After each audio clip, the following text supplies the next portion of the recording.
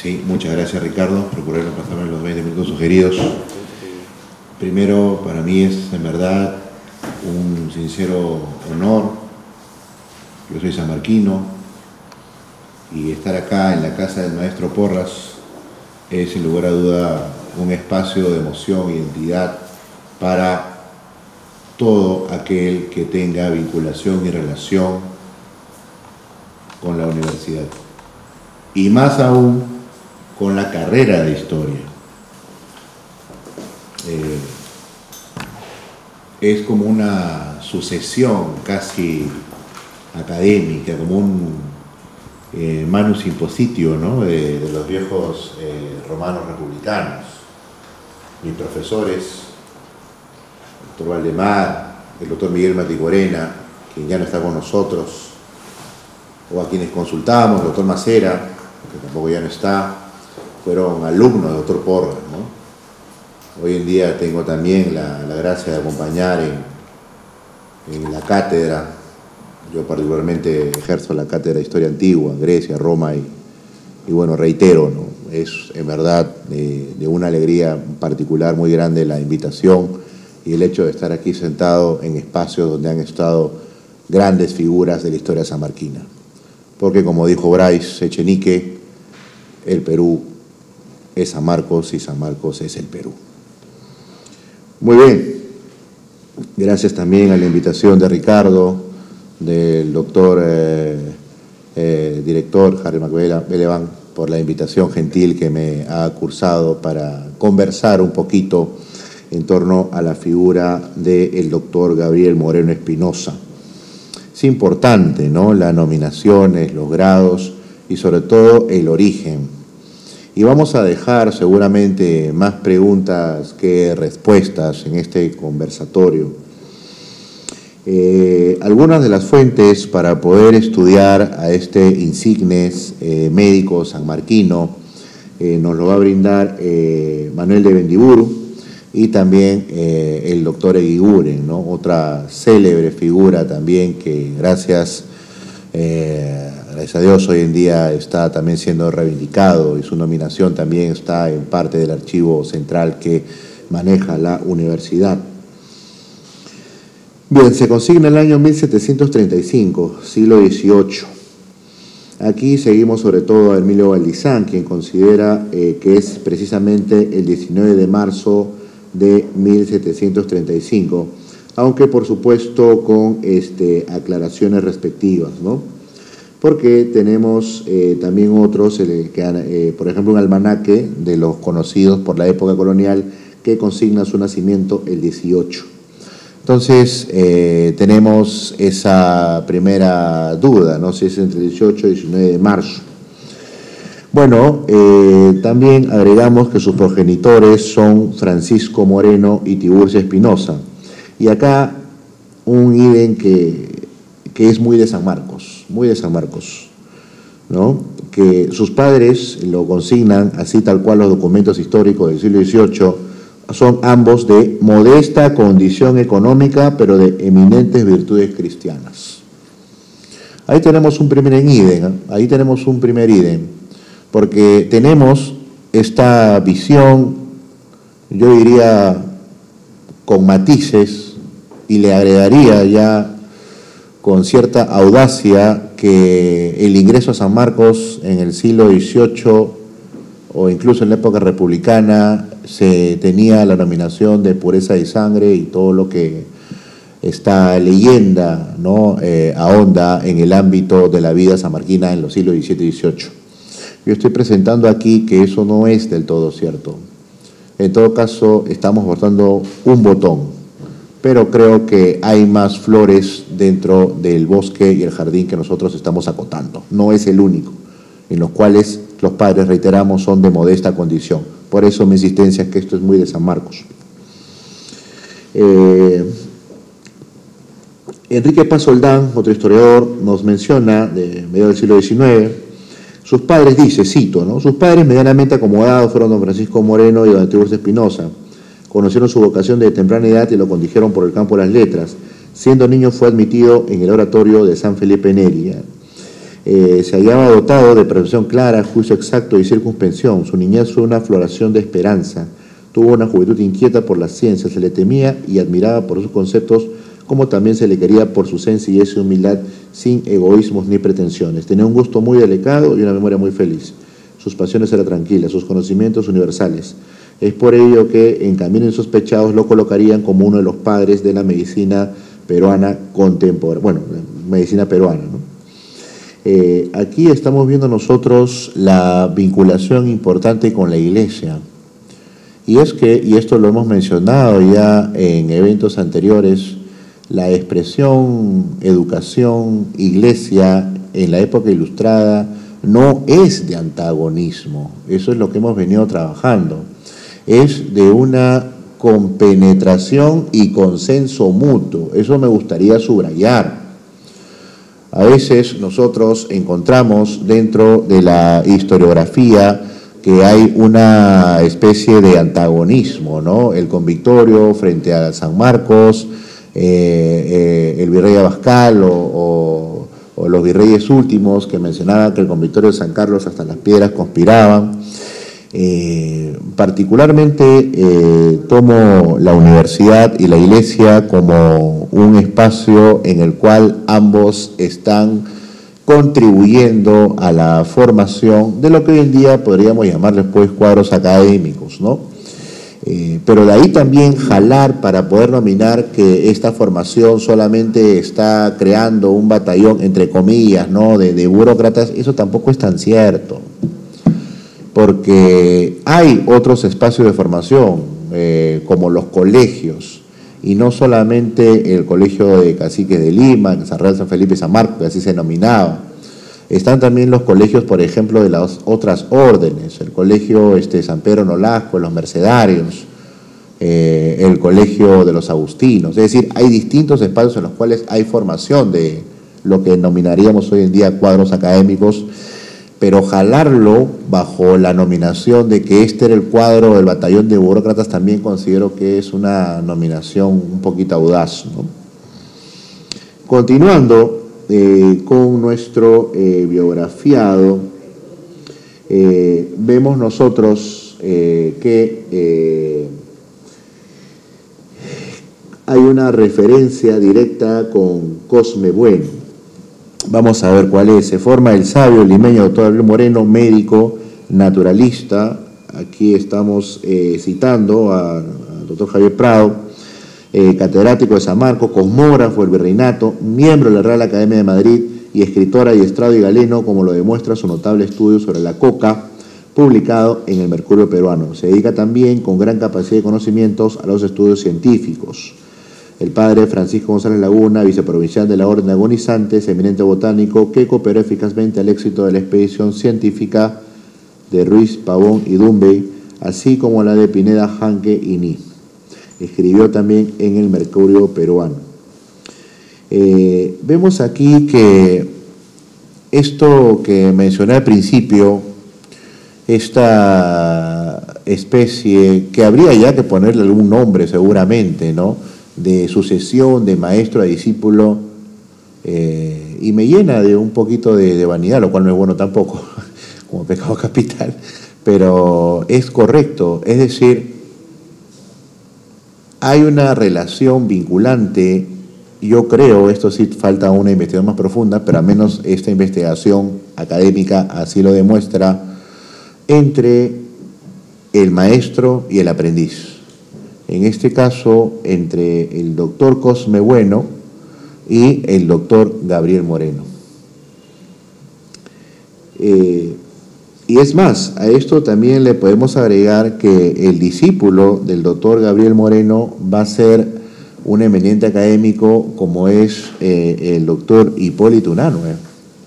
Es decir, estamos ante una vinculación maestro-discípulo de 3 generaciones: Cosme Bueno, Gabriel Moreno e Hipólito Unanue. Esto es importante aquí de anotarlo. Ahora, algo que creo yo responde más a la curiosidad, pero bueno, es también de interés anotarlo. ¿Cuál era la condición socioeconómica. Estos términos son necesarios, sí, pero habría ya que darle un contexto en el tiempo presente, en lo que estamos viviendo, ¿no? ¿Cuál sería la condición socioeconómica de nuestro biografiado? Aquí seguimos tanto a Balizán como Paz Soldán, ¿no? Ellos mencionan que se trataba de peregrinos medianamente acomodados. ¿Qué podemos intuir al respecto con estas pocas palabras que, rebuscando los textos, podemos nosotros hallar? Se trataba de trajinantes, comerciantes entre las serranías de Lima y la ciudad capital misma. No poseemos la información suficiente para confirmar si la afiliación de Gabriel Moreno es esta, ¿no? Pero lo que sí nos queda fuera de toda duda, primero que sus padres son cristianos, son casados por iglesia, eso sí no hay duda alguna, si no, no hubiese podido ingresar a la universidad, y que los padres tienen los contactos suficientes como para poder embarcar a su hijo primero en su formación a través, en este caso específico, ni siquiera de una diócesis común, sino a través de una orden religiosa. Y esto también es importante de acotar, porque recordemos que desde el siglo XVI la conquista y proceso y evangelización espiritual del país estuvo principalmente bajo las manos de las órdenes religiosas. Así que tenemos ahí mucho hilo que seguir acotando. En este caso particular, sus padres logran conectar, alinear, que los padres de San Felipe Neri les den las primeras letras, ¿no? Ahora, para ingresar a los colegios en el siglo XVIII, el rango de edad era diverso, no se presenta como lo entendemos hoy en día, a los tantos años vas hasta iniciar, a los tantos años de la primaria, a los tantos de la secundaria, no funciona así. Para entrar en los colegios había que saber leer, escribir las 4 operaciones, y podías entrar en un rango desde 8 o 7 años hasta los 16 o 18 años. Por eso tenemos pues a Morales Duárez, doctor con 19 años, a Baquíjano con 21 años, grado de doctor, ¿no? Porque entraban pues a muy temprana edad a los colegios, ¿no? Colegios con los cuales era más que suficiente para que tengan ellos un prestigio académico, ¿no?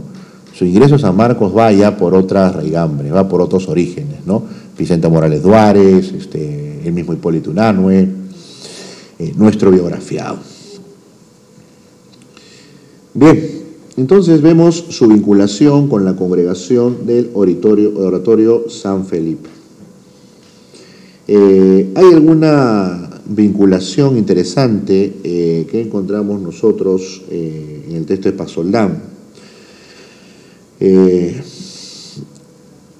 Moreno tenía concluido los estudios de humanidades y de filosofía de su tiempo. Este es un dato importante. Tú puedes estar vinculado a una congregación, pero hay que ver bajo qué condición estás vinculado a aquella. Y segundo punto importante, ¿quién puede costear el ingreso y el estudio de San Marcos, que no era económico? ¿Quién es, digamos, el mecenas de nuestro biografiado? Esta es una hipótesis mía, particular, y que por supuesto hay que seguir investigando. Cosme Bueno, su maestro. Gabriel Moreno es un hombre muy inteligente, sus padres son comerciantes, pero no tienen las vinculaciones como para poder ingresar a un colegio. Logran con el tema del oratorio, pero acá dan un paso más allá. Yo me atrevería a decir que es el propio Gabriel Moreno quien da un paso más allá al ingresar a la universidad. ¿Y quién lo costea? Particularmente Cosme Bueno, docente de esta casa de estudios. Y bueno, al decir esta es porque, a diferencia de otras universidades, un paréntesis, algo que siempre el doctor Miguel Maticorena nos decía, esta universidad nunca la cerraron. Ni en la independencia, en la guerra con Chile tuvimos cositas, bueno, sí nos cerraron, pero temporalmente, ¿no? De ahí se volvió a abrir, ¿no? Cuando me refiero al siglo XX, pero no hubo los problemas que se hubo con las universidades mexicanas, por ejemplo, ¿no? Siguiendo esto, vemos que se recibe de médico para 1760. Y acá tiene que ver mucho el conocimiento, el reconocimiento que él tiene de sus maestros de San Marcos, porque inmediatamente va a ser postulado y nominado y nombrado fiscal real del protomedicato. Fiscal real del protomedicato. Estamos hablando de un joven de un origen más o menos humilde y que, bueno, está llegando a los grandes nominaciones, a los grados académicos y nada más y nada menos que en la época del siglo XVIII. Y más aún, esto estamos hablando que en la época de Virrey Amat regenta la cátedra de economía. Y como sabemos los docentes sanmarquinos aquí presentes, hay que concursar. Y los concursos son siempre una historia en sí, cada concurso. Uy, Dios. Se activó el... Ya, listo. Ahora sí. Si no, esto lo borramos y quedamos acá, listo. Sino que tengo el cronómetro. Bien. Entonces, tenemos aquí que para 1760, es decir, en menos de 40 años de edad, catedrático de San Marcos, por oposición, fiscal real del protomedicato, persona reconocida por el propio virrey Amat de Junyent, y eso no es poca cosa, sabiendo que en menos de 2 semanas, que eso siempre se quejan, siempre sueltan cositas, la venerable orden de la Compañía de Jesús, salieron muy rápido, ¿no? Por decirlo menos, ¿no? Así que el virrey Amat no le tiemblan tientas al momento de decidir quién está con él y quién no, sea de la orden religioso o militar que fuese. Entonces, es una persona reconocida por el propio virrey.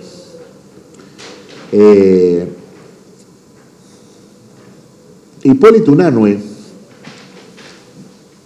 el tercero de esta triada, en estos ya pocos minutos que nos queda, miren, conversando solamente del origen, y nos falta la apoteosis, su vida académica en San Marcos, porque fue asesor, lo que hoy en día llamamos asesor de tesis, ¿no? Y fue jurado también en diversas tesis, y tesis de que luego de quienes fueron ministros de Carlos IV y de Fernando VII, el deseado, y que bueno, luego no lo hicieron tanto, ¿no? Pero ese es nuestro biografiado.